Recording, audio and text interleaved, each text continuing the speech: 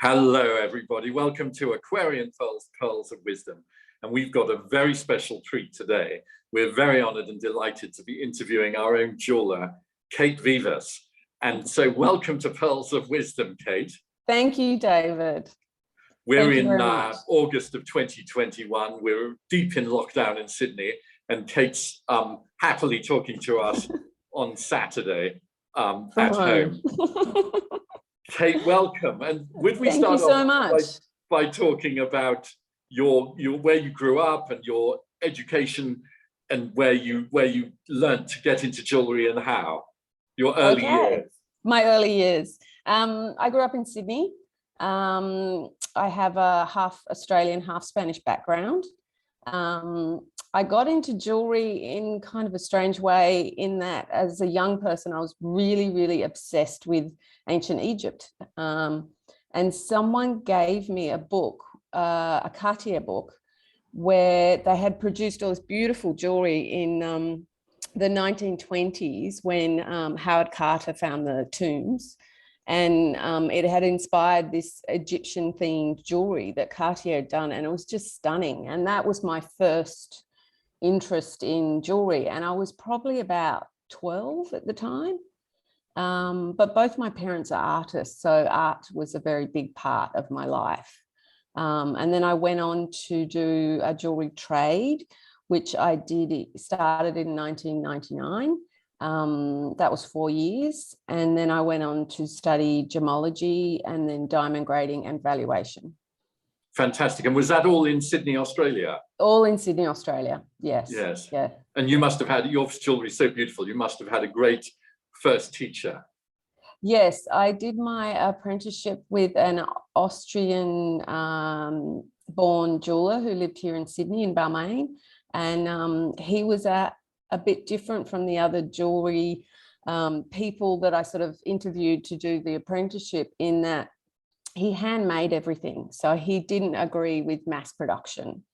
And that's how he had learnt in Austria, in Vienna. So it was a very good training in that a lot of my fellow apprentices, when I went to TAFE, were sitting in big workshops doing repairs, basically. And they didn't really get that very basic skill of starting from scratch with a lump of metal, and having to do it all, roll it out, create, the sheets of metal, the bars of metal. And so it was a very good beginning, to get that foundation there. And Kate, have you always been in jewellery? Like people like me, we've lived our whole life in pearls, but have you done anything else, or have you always been in jewellery? No, I actually started off in the restaurant industry. So my father owned a restaurant when I was a kid. And I was waiting tables when I was 5 years old, in his restaurant. And I had gone into managing a coffee shop. And I realized I was bored. It was such an easy job for me. I could literally do it with my eyes closed, which I sometimes did because I ran the night shift and we would finish work at 11 o'clock at night. So I was bored and I was just trying to think of something that had kept my interest for a really long time. And I came up with jewelry. So I went about trying to get an apprenticeship. And then when you got into the jewelry business and before you came to Matahina Pearls, Aquarian Pearls world, what did you do? I managed a coloured stone wholesale dealership for about 10 years for Pamela Regan Fox, Go Goanna. And that was a really good education in gemstones, because she had a really good eye for beautiful, different, interesting gemstones. And she really introduced me to a much broader knowledge of gemstones and different types, and beads and things like that. So I sort of started with the gemstone beads with her. Fantastic. And we've worked together for years and years and years now. Over 10 years now. We're well into our 11th. Fantastic. Yeah. And you have such an amazing innate love of pearls and an eye for pearls and which gemstones to put together. And of course, our business has gone much more into television shopping. And so you've been busier and busier as the years roll on, never more so than the COVID times where TV shopping is so is so busy. Yeah. How has it all evolved for you? And you're luckily you love pearls. Well, for me with the pearls, I love when I'm designing to work with color tones and also with different textures. And with the pearls and the gemstone mixes, you can do that. And the pearls just come in such a beautiful array of different colors. And sometimes it's really subtle, like, you know, the white Australian South Sea pearls can have these beautiful pink tones or silver tones that you can kind of put them with gemstones of that color. And then the Tahitians come in a rainbow of colors. You know, you can just about get any color you could possibly imagine with the Tahitians. And the golds, you know, from the Philippines and Burma are just beautiful. And we'll go with a lot of different toned gemstones as well.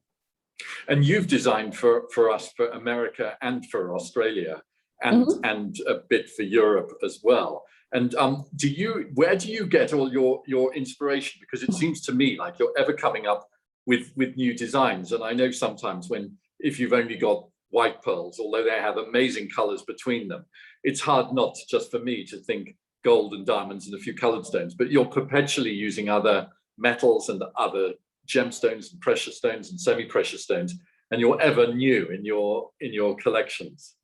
Yeah, I mean, that's the one thing about, you know, working with the TV shopping is that you really need to be coming up with new designs all the time. You can't just do the same thing over and over. And sometimes it's literally the pearl that inspires the design and the colors that will go with it. Most of the time I'll see it in my head and then I'll try and, you know, get it out and create something. Sometimes it works, sometimes it doesn't. Every now and again, you'll design something and you'll just think, no. But usually I design in sort of spurts. So basically, if I'm on a roll, I just keep going. And I'll design 20 things in, you know, a couple of hours. So you do have to be in that mode of in the zone. Yeah. Yeah. And you have a great relationship with some of our suppliers, like our suppliers in Jaipur, who work with Bulgari as well. And they give you amazing deals on gemstones, and you've known them a very long time. I've known Daya for 25 years, I think it is. Yeah, 25 Fantastic. years. And the incorporation of all the gemstones, all the different stones from Jaipur, carved and set in Jaipur, and all the pearls, it's really brought massive flavor to our collections, I think. Yeah, I mean, honestly, you know, a simple pair of studs is something that every woman should have in their collection.